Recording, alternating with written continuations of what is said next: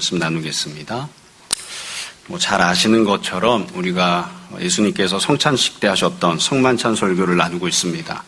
13장부터 성찬식 설교입니다. 우리가 보고 있는 15장 그리고 16장까지가 성찬식 설교인데 13장에서는 현실과 상황은 배신당하고 또 사람들이 제자들이 주님을 팔아먹는 그런 지경이지만 그 안에서도 서로 사랑하라. 그러니까 상황은 배신이지만 주님께서 사랑하라 이런 말씀을 하셨죠. 이 설교를 두 번 나누어서 13장에서 하셨습니다. 그리고 14장에서는 참 마음이 힘들고 어려워서 근심하는 그런 현실과 상황이지만 그러나 주님의 평안을 주시겠다 말씀하시는 내용이었어요. 이 내용도 마찬가지로 두 번 나눠서 설교하십니다. 우리가 지금 읽은 15장은 전체 주제가 기쁨입니다. 그러니까 주님께서 나의 기쁨을 너희에게 주겠다 이렇게 말씀하시는데 이 기쁨에 대한 말씀을 하시면서도 마찬가지로 13장, 14장처럼 두 번 나누어서 설교를 하셨습니다. 그래서 우리가 지난주에 첫 번째 내용을 살펴보았고요. 지금 보고 있는 이 9절부터 17절까지 말씀이 관련되어 있는 두 번째 설교입니다. 그래서 이 두 번째 설교를 좀 정확하게 잘 이해를 하려면 다른 부분도 다른 설교들도 다 마찬가지기는 한데 앞에서 하셨던 첫 번째 설교를 좀 이해하고 기억하고 있으면 이 두 번째 설교를 이해하는 데 조금 더 도움이 됩니다. 근데 참 안타깝게도 우리가 지난주에 들었던 설교의 내용이 잘 기억이 안 나죠. 기억이 나는 분들도 있겠습니다만 지난주에 예수님께서 말씀하시면서 첫 번째 설교하시면서 두 가지 내용 말씀하셨습니다. 처음에는 예수님과의 관계가 어떠해야 되는가, 주님과의 관계가 어떠해야 되는가를 말씀하셨어요. 그래서 주님과의 관계를 세 가지 단계로 나눠서 말씀하셨죠. 첫 번째 단계는 주님께 붙어 있는 것. 두 번째 단계는 무엇이라도 열매를 맺는 것. 그리고 마지막 세 번째 단계가 주님 안에 거하는 것입니다. 이런 세 가지 종류의 단계가 있고 결국 주님이 말씀하신 건 내 안에 거하라. 이렇게 그런 관계. 그러니까 내가 예수님 안에 거하는 그런 주님과의 관계를 맺으라고 말씀하신 거예요. 그 다음에 두 번째 내용은 그러면 그렇게 주님 안에 거하면 어떤 열매와 어떤 결실을 얻을 수 있는지 주님이 약속하신 내용이 나옵니다. 이때도 주님께서 세 가지 약속을 해주셨어요. 그러니까 주님 안에 거하면 무엇을 누릴 수 있는가? 첫 번째 열매는 풍성한 열매를 맺을 수 있다. 두 번째는 무엇이건 기도하면 하나님께서 그것을 다 응답해 주신다. 그리고 마지막 세 번째가 하나님께서 영광을 받으시고 사람들이 너희가 내 제자라는 것을 알게 될 것이다. 그러니까 하나님으로부터도 인정받고 사람들로부터도 인정받는 그런 결실을 맺게 된다 이렇게 말씀하셨어요. 이 내용을 지금 다시 두 번째 설교에서 사실은 똑같이 반복을 하십니다. 근데 조금 다르게 조금 더 점층적으로 설명을 하시는 거예요. 그래서 우리가 9절부터 17절까지를 보는데 처음 부분이 9절부터 12절입니다. 이 9절부터 12절은 앞에 나왔던 첫 번째 내용과 똑같아요. 그러니까 예수님과 어떠한 관계를 맺어야 되는가 그 내용이 나오고요. 13절부터 17절은 그러면 어떤 결실, 열매 이런 것들이 주어지는지 주님이 약속하시는 내용이 들어 있습니다. 9절부터 12절을 조금 더 상세하게 보려고 해요. 먼저 9절을 보세요. 9절에 보면 사실 이 본문이 그냥 저희는 문단을 나누어 놓고 이렇게 막 칸을 띄워놓고 이렇게 해서 그나마 조금 더 보기 쉽게 이렇게 해놓았는데 그냥 성경으로 쭉 읽으면 좋은 말씀이긴 한데 무슨 말인지 이야기해라 그러면 잘 주제를 잡기가 어려운 그런 식으로 돼 있어요. 먼저 9절을 보세요. 아버지께서 나를 사랑하신 것 같이 나도 너희를 사랑하였으니 나의 사랑 안에 거하라. 예수님이 하시려고 하는 말씀은 이거예요. 나의 사랑 안에 거하라. 10절 내가 아버지의 계명을 지켜 그의 사랑 안에 거하는 것 같이 너희도 내 계명을 지키면 내 사랑 안에 거하리라. 그러니까 예수님이 말씀하시는 내용은 아주 간단합니다. 내 안에 거하라. 내 사랑 안에 거하라. 이렇게 말씀하신 거예요. 그러니까 이 내 안에 거하라, 내 사랑 안에 거하라 라고 말씀하신 건 한마디로 이야기하면 예수님과 어떤 관계를 맺는 사람이 되어야 되는가 이거에 대해서 말씀하신 거죠. 아까 제가 처음에 제가 좀 길게 말씀드렸지만 15장 앞부분에 나왔던 설교에서 처음에 하신 내용이 그거예요. 도대체 주님과 어떤 관계를 맺어야 되는가. 첫 번째 붙어 있어야 되고 두 번째 무엇이라도 열매를 맺어야 되고 세 번째 결국 궁극적으로는 주님 안에 거하는 관계를 맺어야 됩니다. 근데 지금은 예수님이 앞에 어떤 단계들을 거쳐야 되는지는 다 생략해버리셨죠. 붙어 있어야 된다, 뭐라도 열매를 맺어야 된다 이런 내용은 다 생략해버리시고 그냥 곧장 내 안에 거하라. 이걸 표현만 다르게 하신 거예요. 내 사랑 안에 거하라. 이렇게 말씀을 하셨습니다. 그러니까 제자들에게 주님께서 원하시는 관계는 또 우리들이 예수님과 맺어야 되는 관계는 예수님 안에 거하는 것입니다. 예수님의 사랑 안에 거하는 것이에요. 그런데 이 예수님 안에 거하는 것에 대해서 말씀하시면서 주님께서 앞부분과 좀 다르게 9절 10절에서 상세하게 기준과 이유에 대해서 말씀을 하셨어요. 그래서 이 9절과 10절을 보시면 두 종류의 각기 다른 관계들이 들어있습니다. 먼저 9절을 보세요. 이렇게 시작하시죠. 아버지께서 나를 사랑하신 것 같이. 처음에 나오는 관계입니다. 이 첫 관계는 무엇이냐면 하나님과 예수님 사이의 관계예요. 그러니까 하나님과 예수님이 어떤 관계냐면 하나님께서 예수님을 사랑해 주시는 관계입니다. 이렇게 처음에 말씀을 하셨어요. 그 뒤에는 나도 너희를 사랑하였으니, 두 번째 관계입니다. 그러니까 예수님과 제자들 사이의 관계예요. 그러니까 지금 예수님께서 관계 두 가지를 말씀하십니다. 첫 번째는 하나님과 예수님 사이의 관계, 두 번째는 예수님과 제자들 사이의 관계예요. 근데 하나님께서는 예수님을 사랑하세요. 또 예수님께서는 너희를, 제자를 사랑하십니다. 이렇게 말씀하시고 그렇기 때문에 너희가 내 안에 거해야 된다 말씀하신 거예요. 10절에 다시 반복해서 말씀하십니다. 다시 또 두 개의 관계가 나와. 10절 내가 아버지의 계명을 지켜 그의 사랑 안에 거하는 것 같이. 이거는 이제 하나님과 예수님 사이의 관계죠. 그러니까 앞부분에서는 하나님이 예수님께 어떻게 하셨는지가 나왔죠. 지금은 10절에서는 그럼 예수님은 어떻게 하시는가? 예수님은 하나님을 사랑하세요. 그래서 예수님께서는 하나님의 계명을 지키십니다. 또 동시에 두 번째 관계가 또 나옵니다. 너희도 내 계명을 지키면, 너희도 내 계명을 지키면. 이건 예수님과 제자들 사이의 관계예요. 근데 앞에서는 예수님께서 제자들을 사랑하셨죠. 그럼 제자들은 어떻게 해야 되는가?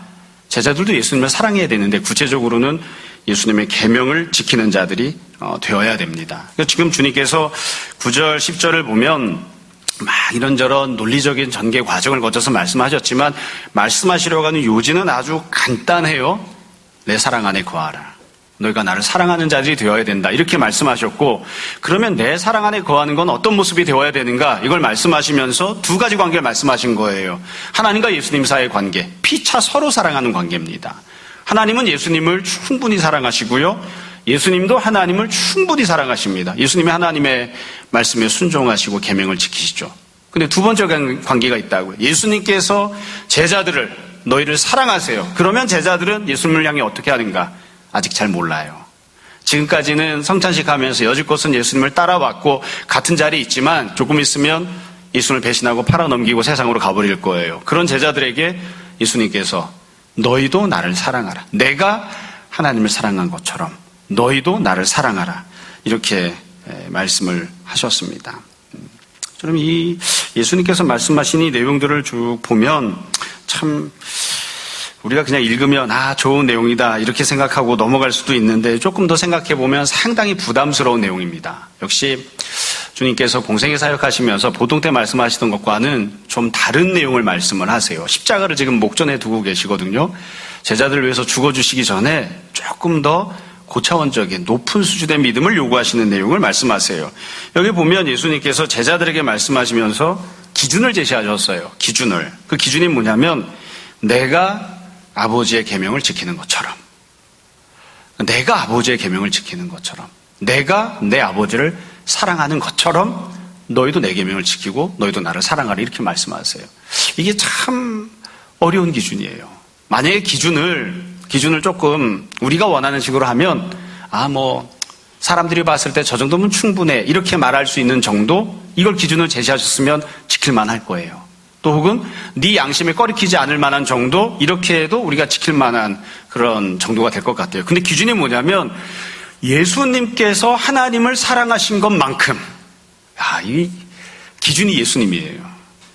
우리가 예수님과 하나님 사이의 관계는 우리가 하나님을 향한 관계와는 다릅니다. 그렇기 때문에 섣부르게 예수님께서 하나님을 믿었다 이렇게 표현하기는 좀 어려운 점이 있어요. 그러니까 신학자들 사이에 굉장히 논란이 많이 되는 부분인데, 예수님께서 하나님을 믿었다, 예수님께서 하나님을 신뢰했다 이렇게 표현하기 좀 어려운 부분이 있어요. 그러나 실제로 주님이 이 땅에서 사역하시면서 살아가시면서는 아버지이신 하나님을 믿었고요, 신뢰했고요, 그런 모습으로 행동을 했습니다. 그러니까 우리가 믿음을 가질 때, 하나님과의 관계를 가질 때 무엇을 기준으로 삼아야 되느냐면 예수님께서 하나님을 믿으셨던 그 정도만큼, 그 모습만큼 너도 하나님을 믿는 자가 되라 이렇게 말씀하시는 거예요. 그러니까 이게 굉장히 기준이 너무 높아요. 우리가 그냥 편안하게 평상시에는 사도 바울의 고백을 인용하잖아요. 내가 여지껏 선하게 살아오고 충성스럽게 살아오고 열심을 다해 주님을 섬겼지만 지금까지 살아온 것만으로도 인정받을 만하지만 그 모든 것들은 다 없는 것으로 잊어버리고 없던 것으로 치고 표대를 향하여 그리스도를 향하여 다른 박질에 나가겠다. 그렇게 이야기하죠. 그러니까 예수 그리스도를 기준 삼는 거예요. 이거는 뭐 누가 도대체 예수님을 기준 삼았을 때 내가 이만하면 충분하다고 이야기할 수 있겠습니까? 우리가 그래서 다 누구나 고백하는 것처럼 다 과정 속을 걸어가는 그리스도인이라고 고백할 수밖에 없어요. 내가 아무리 온전하게 내 현재 상황에서는 아무리 충분하게 성장했다고 해도 기준을 예수 그리스도로 딱 설정하는 순간 나는 부족합니다. 나는 죄인입니다. 그렇게 고백할 수밖에 없죠. 이게 지금 주님께서 그런 기준을 제시하시면서 두 가지 관계에 대해서 말씀하신 거예요. 예수님과 하나님 사이의 관계, 피차 서로 사랑하는 관계입니다. 그런데 두 번째 관계, 예수님과 제자들 간의 관계. 주님께서는 제자들을 사랑하지만 제자들은 아직 예수님을 그만큼 사랑하지 않아요. 그러니까 서로 사랑하는 관계가 아니에요. 그렇기 때문에 주님께서 말씀하신다고요. 하나님 아버지와 내가 서로 사랑하는 관계인 것처럼 나와 너희의 관계도 서로 사랑하는 관계가 되어야 한다. 내가 이미 너희를 충분히 사랑하고 있다. 너희는 내 사랑 안에 거하고 나를 사랑하는 사람이 되라. 지금 주님 그렇게 말씀하십니다. 예수님께서 하나님 아버지의 계명을 다 지키셨다고 말씀하셨죠. 그럼 도대체 어떤 게 하나님 아버지의 계명이었을까? 예수님께서 지키신 계명은 뭘까요? 본문에서는 상세하게 나오지는 않습니다. 그런데 우리가 앞에 나왔던 내용들을 보면 어느 정도 추정할 수 있어요. 조금 더 추론해 볼 수 있어요. 뭐냐면 앞부분에 보면 예수님께서 말씀하시면서 하나님 아버지는 농부이시고 주님은 포도나무라고 말씀하셨죠. 농부이신 하나님께서 예수님께 가지들을 접붙여 주셨습니다. 그리고 그 가지가 열매를 맺을 수 있게끔 농부신 하나님께서 가지들을 씻어 주셨습니다. 그리고 농부신 하나님께서 다른 여러 가지로 돌보아 주셔서 가지들이 풍성한 열매를 맺게끔 키워 주시죠. 그러니까 예수님께 맡겨진 계명, 하나님 아버지의 계명은 뭐냐면 내가 원하건 원치 않건 그게 나에게 익숙하건 익숙하지 않건 하나님께서 나에게 붙여주신 가지들이 있어요. 예수 그리스도에게 붙여주신 가지들, 그 가지들을 받아들이는 것, 그 가지들에게 영양분을 공급하는 것, 그 가지들이 열매를 맺게끔 돌봐주는 것, 그 가지들이 풍성한 열매를 맺게끔 어떻게든 그 가지들을 품고 그리고 살아가시는 것, 그게 하나님의 계명이에요. 예수님께 맡겨진 하나님의 계명이에요. 원초적으로는 예수님께서는 그걸 원하셨는지 원치 않으셨는지 모르지만 참 포도나무가 되셔서 이 땅에 심겨지는 것, 하나님께서 이 땅에 심으셨을 때에 심겨지는 나무가 되는 것, 그게 바로 하나님의 계명이죠. 그걸 예수님께서 다 지키셨다, 순종하셨다, 그렇게 이야기를 합니다. 자, 그러면 예수님께서 내가 너희를 사랑했고 너희도 나를 사랑해야 된다, 이렇게 말씀하시면서 내가 아버지의 계명을 지킨 것처럼 너희도 나의 계명을 지켜야 된다, 이렇게 말씀하셨거든요. 그럼 예수님의 계명은 무엇일까? 예수님의 계명은 무엇일까? 그 내용이 12절에 나옵니다. 본문을 보면 11절이 들어있죠. 11절이 15장 전체의 핵심 주제예요. 결론입니다. 근데 원래 논리적인 문맥만 놓고 보면 12절을 말씀하신 다음에 11절이 나와야 돼요. 근데 주님이 마음이 좀 급하셨던 것 같아요. 그래서 핵심 주제를 먼저 11절에 삽입을 해놨어요. 근데 논리적인 순서를 따라서 우리 12절을 볼게요. 우리가 예수님의 계명을 지키는 것을 통해서 예수님을 사랑해야 되는데 그럼 예수님의 계명은 무엇인가? 12절입니다. 내 계명은 곧 내가 너희를 사랑한 것 같이 너희도 서로 사랑하라 하는 이것이니라. 너희도 서로 사랑하라. 이게 예수님께서 말씀하시는 주님의 계명입니다. 그러니까 우리가 예수님을 사랑한다면 그리고 예수님의 계명을 지킨다면 어떻게 해야 되는가? 서로 사랑해야 됩니다. 그러니까 제자들끼리 서로 사랑하는 거예요. 이것도 우리가 듣고 지키기에 참 부담스러운 면이 있죠. 왜 그러냐면 너희가 나를 사랑한다면 네가 나에게 1번, 2번, 3번, 4번을 해라, 이렇게 말씀하시면 우리가 예수님께는 얼마든지 이것저것을 하려고 하는 마음이 있어요. 네가 나를 사랑한다면 1번 예배를 드려라, 2번 11조를 해라, 3번 무엇을 해라, 4번 무엇을 해라. 나에게 필요한 것, 예수님에게 필요한 것, 예수님과 관계되어 있는 것, 예수님과 관계를 맺고 살아가는 모습에서 이것저것을 하라, 이러면 우리가 그렇게 하려고 하는 의지가 있어요. 그리고 그것이 또 기쁨이 됩니다. 근데 지금 주님께서 말씀하시는 건 그것만이 아니라 예수님의 계명은 너희들끼리 제자들끼리 서로 사랑하라, 이렇게 말씀하신 거예요. 그러니까 결국 제자들도 두 종류의 관계를 갖고 있습니다. 제자들과 예수님 사이의 관계가 있고요, 제자들 사이의 관계가 있어요. 그러니까 예수님을 그대로 담는 거죠. 조금 이렇게 저렇게 얘기하는 것처럼 보일 수도 있는데요. 정리를 해보면 이렇습니다.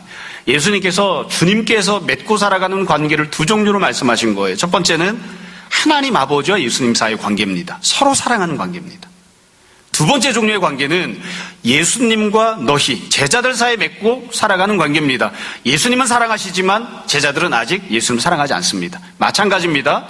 제자들도 맺고 살아가는 관계가 두 종류입니다. 첫 번째 관계는 제자들과 예수님 사이의 관계예요.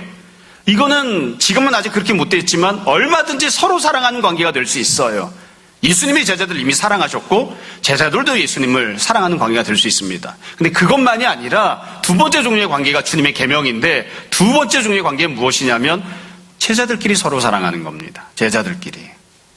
1번 제자가 2번 제자를 사랑하고 2번 제자는 1번 제자를 사랑하고 뭐 어려운 내용이 아니죠. 옆에 있는 사람을 한번 쳐다보세요. 옆에 있는 사람을 사랑하고 그 사람은 나를 사랑할까요? 사랑하지 않을까요? 사랑하지 않을 수도 있어요. 예수님이 제자를 사랑하셨지만 제자들은 예수님을 사랑하지 않잖아요. 그런 것처럼 내가 옆에 있는 사람을 사랑해도 그 사람은 나를 사랑하지 않을 수도 있어요. 우리는 서로 사랑하라 그랬으니까 피차 서로 사랑할 것 같지만 그렇지 않은 게 현실 때들이 얼마나 많은지 모릅니다. 저는 준수를 사랑해요. 준수는 너는 나를 사랑하니? 벌써 대답을 못 하잖아요. 언제든지 준비가 돼 있어야지. 자, 다시는 안 물어봐. 이게 제자들이 서로 사랑하는, 피차 서로 사랑하는. 원래 준이에게 물어보려고 했는데 목포에서 올라온 지 얼마 안 돼서 상당히 제가 배려를 했습니다. 서로 사랑하는. 그리고 나서 주님께서 이 모든 말씀의 결론을 11절에 말씀하시는 거예요. 11절을 보세요. 내가 이것을 너희에게 이름은 내 기쁨이 너희 안에 있어 너희 기쁨을 충만하게 하려 함이라. 여기 보면 내 기쁨이 나옵니다. 내 기쁨. 예수님의 기쁨이죠. 주님의 기쁨은 뭘까요? 맛있는 거 먹어서 배가 부른 거? 아닙니다. 높은 지에 오른 거? 아닙니다. 주님의 기쁨은 뭘까요? 간단해요. 딱 두 가지입니다. 첫 번째는 하나님과의 관계에서 누리시는 기쁨입니다. 하나님이 주님을 사랑하시기 때문에 그 사랑을 받아서 누리는 기쁨, 내가 하나님을 사랑하기 때문에 거기에서 나오는 기쁨이에요. 두 번째 기쁨은 무엇일까요? 제자들과의 관계에서 나오는 기쁨입니다. 예수님께서 제자들을 사랑하시기 때문에 거기에서 누리는 기쁨, 동시에 아직 이루어지지 않고 있지만 기대하고 있는 기쁨이 있는 거죠. 제자들이 주님을 사랑하기 때문에, 제자들이 주님의 사랑 안에 거하기 때문에 누리는 기쁨, 그게 예수님의 기쁨이에요. 그리고 주님께서 이렇게 말씀하신다고요. 그 기쁨을, 다른 기쁨 말고 예수님이 누리시는 바로 그 기쁨이 너희의 기쁨이 되기를 원한다. 나는 그것을 너희에게 약속한다, 이거예요. 그러니까 우리가 누릴 수 있는 기쁨이란 무엇이냐면 우리가 예수님과의 관계에서 누리는 기쁨이에요. 예수님이 우리를 사랑하셨어요. 이미 그 사랑을 받고 있기 때문에 누리는 기쁨, 내가 예수님을 사랑해요. 그렇기 때문에 누리는 기쁨, 그게 우리가 누려야 되는 기쁨이고요. 또한 서로 사랑하면서 누리는 기쁨입니다. 내가 옆에 있는 형제를 사랑해요. 사랑하면 기쁩니다. 그 기쁨, 옆에 있는 형제가 나를 사랑해 줍니다. 사랑을 받으면 또 기쁩니다. 그 기쁨, 그 기쁨이 너희 안에 충만하기를, 너희 안에 풍성하게 나타나기를 원한다. 주님께서 이렇게 말씀하신 거예요. 이게 15장의 핵심 주제입니다. 기쁨이거든요. 그 기쁨이란 도대체 무엇인가? 우리가 누리는 기쁨, 우리가 약속받은 기쁨, 우리가 열매를 맺을 수 있는 기쁨은 내가 원했던 것이 이루어지거나 성취를 받아서 누려지는 기쁨이 아니라 주님의 기쁨을 나도 누리는 겁니다. 그래서 이것은 평안과 똑같아요. 주님께서 14장에서 그렇게 말씀하셨죠. 나의 평안을 내가 너희들에게 주겠다. 다른 평안이 아니에요. 예수님의 평안을 너에게 주겠다. 지금도 마찬가지예요. 주님의 기쁨을 우리에게 주시는 겁니다. 그래서 우리가 소망하고 누리고자 하는 기쁨은 주님의 기쁨입니다. 평안과 똑같습니다. 그 평안은, 주님의 평안은 세상은 알 수도 줄 수도 없습니다. 지금도 마찬가지입니다. 주님이 주시는 기쁨은, 주님의 기쁨은 세상은 알 수도 줄 수도 없습니다. 여러분, 예수님께서 말씀하신 이 기쁨을 다시 한번 정리를 해서 몇 가지 특징을 말씀드릴게요. 첫 번째로 이 기쁨은 관계를 통해서 누리는 기쁨입니다. 이건 성취를 통해서 얻는 기쁨이 아니에요. 누군가가 열심히 공부를 해서 10등 하다가 5등이 됐어요. 기쁘겠죠? 기쁘겠죠. 누군가 열심히 일을 해서 회사에서 승진을 해서 봉급이 2천만 원이었는데 연봉이 3천만 원으로 올랐어요. 기쁘겠죠. 그것도 기쁜 일이 맞습니다. 내가 간절히 원했던 것이 있었는데 그게 성취를 했어요. 기쁘겠죠. 그것도 기쁜 일이 맞습니다. 근데 그런 종류의 기쁨을 지금 말씀하시는 게 아니에요. 지금 예수님 말씀하시는 기쁨은 관계를 통해 누리는 기쁨입니다. 주님과의 관계 때문에 누리는 기쁨, 옆에 있는 다른 성도들과의 관계 때문에 누리는 기쁨이에요. 우리는 종종 이것을 간과하지만 또 무시하고 쉽게 생각하지만 사람은 원래 처음에 하나님께서 만드셨을 때부터 관계를 통해 기쁨을 누리는 존재로 만들어졌습니다. 아담을 하나님이 처음 만드셨을 때 하나님과 온전한 관계가 있을 때에만 기쁨을 누리는 존재로 만드신 거예요. 하와를 만들어서 아담의 돕는 배필로 붙여주셨을 때 부부 사이에 서로 사랑하는 관계가 있어서 그 사이에서만 기쁨을 누릴 수 있는 존재로 만드신 거예요. 하나님께서 피조세계를 만드시고 아담과 하와에게 주셨을 때 하나님이 주신 모든 것들과 온전한 관계를 맺으면서 기쁨을 누리게끔 만드신 거예요. 그래서 이게 수치로 정확하게 이야기하기 어렵지만 성취를 통해 누리는 기쁨이 한 50? 이 정도 해당한다면 관계를 통해서 누리는 기쁨은 100, 200쯤 되는 겁니다. 그러니까 우리가 삶을 살면서 왜 나에겐 이렇게 충분한 기쁨이 없을까? 내가 원하는 것을 얻었는데도 불구하고 그것이 내 삶의 동력이 되지 못하고 기쁨이 없을까? 그럴 때는 주변을 잘 살펴봐야 돼요. 내가 예수님 때문에 기뻐하는 기쁨을 누리고 있는가? 내가 성도들과의 교제를 통해 누리는 기쁨을 누리고 있는가? 이걸 생각해 봐야 됩니다. 두 번째 특징이 있어요. 주님께서 말씀하신 것처럼 이 기쁨에는 순서가 있습니다. 순서가. 첫 번째 순서는 예수님과 하나님 사이에 사랑의 기쁨이 먼저 있어야 돼요.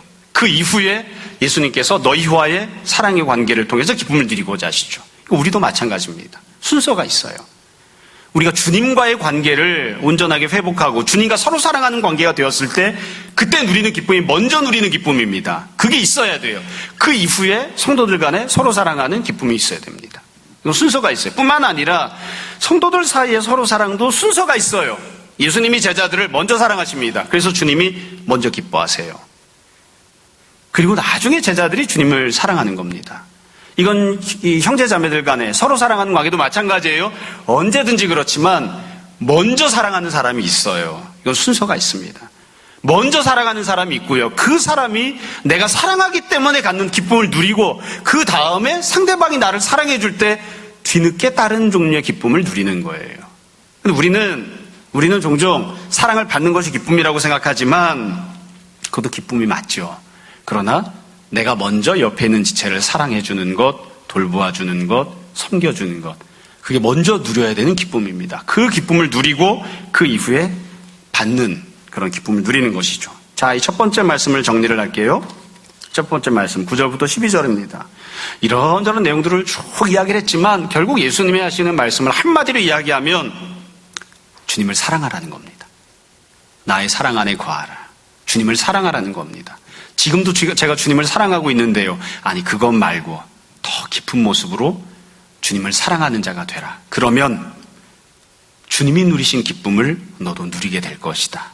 이게 주님께서 주시는 약속의 말씀입니다. 자, 오늘 본문에서 두 번째 내용을 볼게요. 13절부터 17절입니다. 여긴 조금 더 간단하게 보려고 합니다. 13절부터 17절 내용은 앞에 나왔던 설교랑 똑같아요. 이렇게 주님 안에 거하고 주님의 사랑 안에 거하면 주님이 주시는 기쁨을 누리게 되는데 도대체 어떤 종류의 기쁨을, 어떤 열매를 맺을 수 있는가? 우리가 주님의 사랑 안에 거하면 어떤 삶을 살게 되는가? 그 내용을 세부적으로 한 가지, 두 가지, 세 가지 이렇게 쭉 나눠서 써놓았습니다. 이게 주님께서 약속하신 내용들이에요. 이 내용들을 가만히 보시면 13절부터 17절을 보면 약속하신 내용이 세부적으로 한 세 가지 나오는데 그 각각의 항목들은 다시 두 가지로 되어 있습니다. 네가 어떤 존재가 된다, 무엇을 누린다 이런 식으로 되어 있어요. 13절을 보세요. 사람이 친구를 위하여 자기 목숨을 버리면 이보다 더 큰 사랑이 없다. 그 세상에서 제일 큰 사랑이 무엇이죠? 친구를 위해서 목숨을 버리는 겁니다. 내가 옆에 친구가 있고 그 친구를 사랑하기 때문에 친구를 위해서 희생해주고 헌신해주고 섬겨주고 심지어 자기의 목숨을 주는 거예요. 이것보다 더 큰 사랑이 없다. 이렇게 예수님이 말씀하셨어요. 이게 가장 큰 사랑이에요. 그런 다음에 14절 이렇게 말씀하셨어요. 너희는 내가 명하는 대로 행하면 그건 나의 친구라. 주님께서 말씀하신 계명대로 순종하고 살면 주님의 친구가 된다고 말씀을 하셨어요. 이 한 가지를 잘 이해하면 뒷부분 다 똑같은 내용이니까 쉽게 이해할 수 있습니다. 여러분, 예수님의 계명을 지키면 주님의 친구가 된다고 하셨죠. 이거 우리가 쉽게 생각하면 안 되고요. 조금 더 잘 생각을 해봐야 됩니다. 우리가 성경 말씀을 읽으면서 예수님께서 제자들에게 너희는 나의 친구다 이렇게 말씀하신 적이 있나요? 없습니다. 지금이 처음입니다. 무슨 말이냐면 여지껏 예수님 믿고 따라다니던 제자들은 우리가 흔히 이야기하는 대로 제자 아니면 포도나무에 붙어있던 가지, 성도 이렇게 불려졌죠. 주님의 친구라고 불려지진 않았어요. 아이들이 부르는 복음성가에 보면 주님은 나의 친구 그런 복음성가가 있습니다. 예수님 나의 친구십니다 막 이렇게 고백하는 거예요. 아직 잘 몰라서 철이 없어서 그게 얼마나 높은 수준의 관계인지를 몰라서 그냥 하는 이야기예요. 그렇게 되기를 다 원합니다. 주님의 친구가 되기를. 근데 제자들이 지금까지 예수님을 따라다녔잖아요. 기적을 경험했죠. 내가 갖고 있었던 문제가 해결되는 걸 경험했죠. 그래도 아직 주님의 친구는 아니에요. 기적을 경험을 받은 사람이지만 그것도 무엇과도 견줄 수 없는 큰 은혜를 받은 것이지만 아직 주님과 친구라고 불려질 만한 관계는 아니에요. 예수님이 선포하셨던 복음의 말씀을 들었죠. 세상에서 알 수 없는 놀라운 지식들을 갖게 되었죠. 예수님을 하나님의 아들이라고 고백하는 신앙 고백을 하게 되었죠. 그것도 굉장히 큰 은혜를 받은 거고 변화한 거예요. 그러나 그 모습이 있다고 해도 아직 주님의 친구라고 불려지진 않아요. 그런 관계가 된 건 아니에요. 그럼 누가 도대체 주님의 친구라고 불려지는 그런 관계가 되느냐? 기적도 경험했고 말씀도 들었고 예수님도 믿었고 그 정도가 아니라 조금 있으면 있게 될 십자가 고난을 보고 믿고 영광스러운 부활도 믿고 승천하시는 예수님도 믿고 내가 주님을 온전히 사랑하고 섬기는 사람이 되는 것, 그것을 넘어서서 주님을 사랑하기 때문에 내 옆에 있는 다른 성도들을 사랑하는 자, 내 옆에 있는 다른 교회를 사랑하는 자, 그래서 심지어 교회와 성도를 위해서 희생하고 헌신할 뿐만 아니라 나의 목숨까지도 줄 수 있는 자가 되는 것, 그때의 주님의 친구라고 불려지는 겁니다. 함부로 아무한테나 친구라고 부르지 않아요.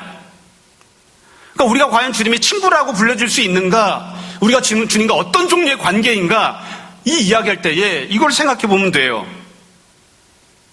너는 교회를 사랑하는가? 너는 네 옆에 있는 형제자매를 사랑하는가? 네 옆에 있는 형제자매를 서로 사랑하기 때문에 위해서 무언가를 희생하고 헌신하고 할 수 있다면 내게 가장 귀한 것도 내려놓을 수 있는가? 그렇게 되어야 주님과 친구라고 불려지는 그런 관계가 되는 거죠. 만약 그게 아니면 너는 어떤 사람인가? 너는 주님과 어떤 관계를 맺고 어떤 존재인가 물어보면 나는 원하는 게 있어서 주님을 찾아 나오는 사람입니다. 그냥 그런 정도로만 이야기해야 돼요. 나는 바라는 게 있어서 주님 앞에 그것을 기도 제목으로 갖고 나오는 사람입니다. 그 정도로만 이야기하는 거예요. 그러면 인정해줘요. 당신은 성도가 맞습니다. 믿음 있는 사람이 맞습니다. 그렇게 인정해줄 수 있어요. 그러나 그 모습을 가지고는 당신은 주님의 친구입니다. 이렇게 말할 수 없어요. 주님이 그렇게 인정해주지 않아요. 그런 관계는 아닌 거예요. 이건 우리 일반 생활에서도 마찬가지예요. 학교에서 같은 반에서 같이 등산을 갔어요. 잘 모르지만 연락해서 같이 등산 갈 수 있습니다. 그건 그냥 아는 친구예요.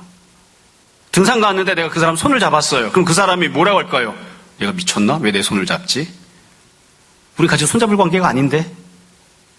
지금 예수님께서 말씀하시는 건 그거예요. 같이 알고 등산을 가기도 하고 같이 밥을 먹기도 하지만 그런 정도가 아니라 나는 당신을 너무 사랑하기 때문에 당신의 말씀대로 순종하며 살기를 원하고 그렇기 때문에 당신 때문에 내가 내 옆에 있는 다른 사람들을 사랑하고 옆에 있는 사람을 위해 희생하며 살기를 원합니다. 그렇게 될 때 주님께서 너랑 나랑의 관계는 친구 관계야. 그렇게 말씀해 주시는 거예요. 그런 친구가 되는 거죠. 그렇게 친구가 되면 주님께서 주님의 생명을 주시겠다고 말씀하세요. 내가 너희를 위하여 십자가에 달려 죽어주겠다. 그렇게 말씀하십니다. 결국 여기서 이야기하는 기쁨을 이야기하면 뭐라고 이야기할 수 있을까요? 주님의 기쁨은 친구를 사랑하는 기쁨입니다. 그리고 그 친구를 위해서 희생하고 헌신하고 섬기고 돌보아주는 기쁨입니다. 돌보아주는 기쁨이에요. 그때 누리는 기쁨. 그게 주님의 기쁨이에요. 그 기쁨을 우리에게도 누리라고 그렇게 말씀하시는 거예요. 두 번째 내용이 15절에 나옵니다. 15절에 보면 이제부터는 너희를 종이라 하지 아니하리니, 원래 관계는 종이었어요. 종과 주인의 관계입니다. 제자와 스승의 관계가 맞습니다. 원래 그게 관계였는데 그 관계를 주님께서 바꿔주시겠다는 거예요. 이제 친구 관계로 바꿔주겠다. 친구 관계로 바꾸시면 15절 두 번째 줄, 종은 주인이 하는 것을 알지 못함이라 너희를 친구라 하였노니 내가 내 아버지께 들은 것을 다 너희에게 알게 하였습니다. 친구가 받는 두 번째 은혜가 있습니다. 그건 하나님으로부터 들으신, 예수님께서 들으신 모든 말씀을 예수님께서 친구인 제자들에게 알려주시는 겁니다. 그러니까 하나님 말씀을 듣는 거예요. 그러니까 간단하게 이야기하면 첫 번째는 그거예요. 예수님의 생명을 주시고, 두 번째는 하나님 말씀을 주십니다. 이게 예수님의 친구가 되었기 때문에 받아 누리는 은혜입니다. 여러분, 우리가 이렇게 이야기를 듣다 보면 공부를 열심히 하고 막 분해해서 생각하고 이런 분들은, 그래, 은혜는 두 종류가 있어. 우리가 예수님의 친구가 일단 되어야 되고, 그렇게 신분이, 관계가 예수님과 이렇게 변화하고 성장하고 바뀌게 되면 주님의 친구라고 인정을 받으면 두 가지 은혜를 받게 되지. 첫 번째, 주님의 생명을 받게 되고, 두 번째, 주님의 말씀을 듣게 되지. 맞습니다. 근데 정말로 생명과 말씀 두 가지만 주시겠다고 하는 건가요? 아니에요. 다 주시겠다는 거예요. 다. 여러분, 포도나무 비유를 생각해 보세요. 예수님은 포도나무시죠. 우리는 가지입니다. 오랫동안 붙어 있잖아요. 이걸 우리가 나무와 가지라고 부르지 나무와 친구라고 부르진 않죠. 주님께서 설명하시기 위해서 친구라는 표현을 사용하신 거예요. 사실은 나무와 가지의 관계는 뭐냐면 분신입니다. 자기 자신이에요. 내가 갖고 있던 모든 영양분을 줘요. 내가 갖고 있던 생명도 주고, 내가 들었던 하나님 말씀도 다 주고, 내가 갖고 있던 모든 은혜들을 다 공급해주는 그런 관계가 되는 거예요. 왜 엄마가 아들을 사랑하나요? 왜 엄마가 딸을 사랑하죠? 뱃속에 품고 있으면서 자기가 갖고 있던 모든 것을 주었잖아요. 왜 아빠는 맹숭맹숭하죠? 뱃속에 품어본 적이 없잖아요. 아빠가 먹은 건 아빠가 소화하고 배설물로 나와요. 근데 엄마가 먹은 건 배설물로 나오는 게 아니라, 엄마가 먹으면 아기가 다 먹잖아요. 엄마의 생각을, 엄마의 소리를, 엄마가 마신 물을, 엄마가 먹은 음식을 아이에게 다 같이 공급을 해주고 누리게 해주잖아요. 분신이잖아요. 자기 분신이잖아요. 자기 자신인 거예요. 그러니까 예수님께서 무엇을 공급해 주시는가? 친구가 된 자에게, 분신이 된 자에게 모든 것들을 다 주십니다. 생명도 주시고, 말씀도 주시고, 응답도 주시고, 다른 모든 필요한 것들을 다 주시는 거예요. 그러니까 그와 같은 관계가 되기를 원하시고, 그와 같이 은혜를 공급받는 자들이 되기를 원하시는 거죠. 늘 이야기했지만 몇 번이나 반복해서 말씀드려서 이제 다 아실 거예요. 로마서에 보면 사도 바울이 예수를 믿고 어떤 은혜를 받는지를 선포합니다. 1장부터 4장까지는 은혜 받는 것과 관련된 내용이 나오고요. 5장, 성부 하나님이 베푸신 은혜가 나오죠. 예수님 믿으면 로마서 5장에 의하면 하나님께서 독생자까지 주셨는데 다른 모든 것들을 다 주시지 않겠느냐.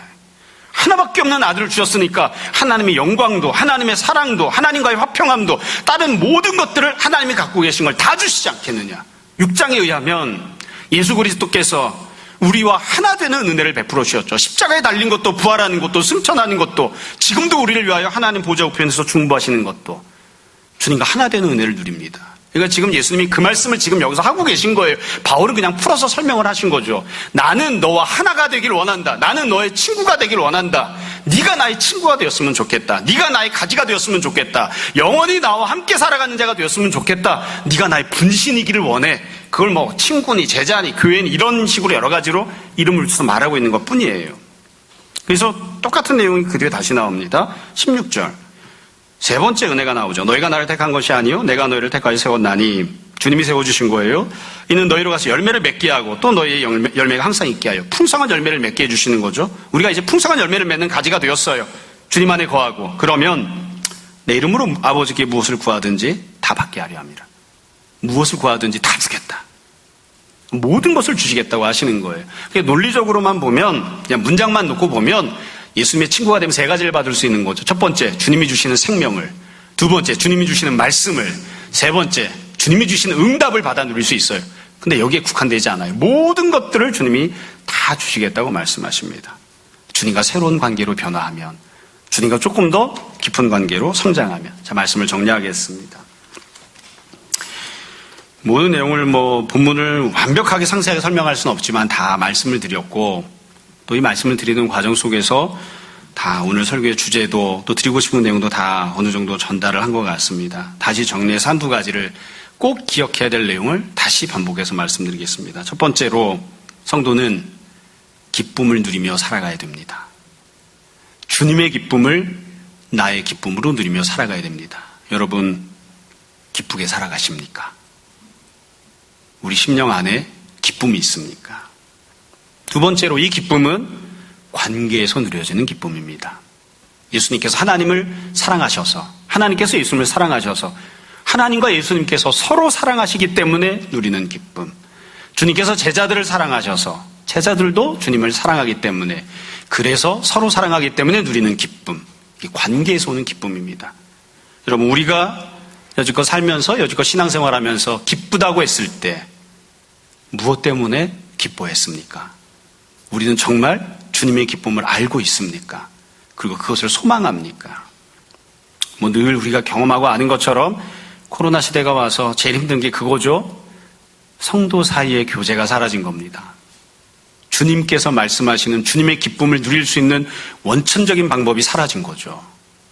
성도가 누릴 수 있는 기쁨은 주님의 명령대로 옆에 있는 다른 성도와 교제하고 옆에 있는 다른 성도를 섬겨주고 그러면서 누리는 기쁨인데, 그 기쁨 자체가 완전히 박탈된 거예요. 예배도 주님을 섬기는 것이지만 성도들과 함께 드리는 겁니다. 다른 모든 것들도 마찬가지예요. 우리는 과연 주님께서 누리신 그 기쁨을, 관계에서 누려지는 그 기쁨을 누리고 있습니까? 세 번째입니다. 예수님께서 3가지 열매를 약속하셨죠. 구체적으로 보면 주님의 생명을, 주님의 말씀을, 주님의 응답을 주신다고 하셨습니다. 그리고 다른 모든 것들을 주실 것인데, 특별히 주님께서 말씀하신 이 3가지는 이미 주어졌습니다. 예수님께서 이미 십자가에 달려 죽으셔서 우리에게 생명을 주셨습니다. 예수님께서 이미 우리에게 복음을 주셨습니다. 예수님께서 이미 우리에게 응답하셨습니다. 그래서 우리는 사실은 이미 얼마든지 그 기쁨을 누릴 수 있는 사람들입니다. 우리가 그 기쁨을 누리지 못한다면, 누리고 살아가지 못한다면 우리에게 책임이 있는 것입니다. 주님이 우리를 사랑하지 않아서가 아니라 우리가 주님을 사랑하지 않았기 때문에 그런 것이죠. 여러분, 지금까지도 주님과 함께하고 또 주님을 나름대로 사랑하고 섬기며 살아왔던 거 참 귀하고 아름다운 삶입니다. 그래서 우리가 은혜 누리고 살았습니다. 그런데 지금 주님이 말씀하신 것처럼 지금보다 더 깊이 주님을 알아가고 지금보다 더 진실하게 주님을 사랑하는 사람들이 되었으면 좋겠습니다. 여지껏 그저 성도라고 불려졌다면 주님, 제가 주님의 친구입니다. 그렇게 불려지는, 주님, 제가 주님의 신부입니다. 그렇게 불려지는, 그리고 그렇게 불려지게 부끄럽지 않은 우리들이 되었으면 좋겠습니다. 그렇게 이전과는 다른 더 온전하고 풍성한 관계를 주님과 맺고, 그래서 이전과 다른 더 풍성한 은혜들을 받아 누리는 우리들이 다 되었으면 좋겠습니다.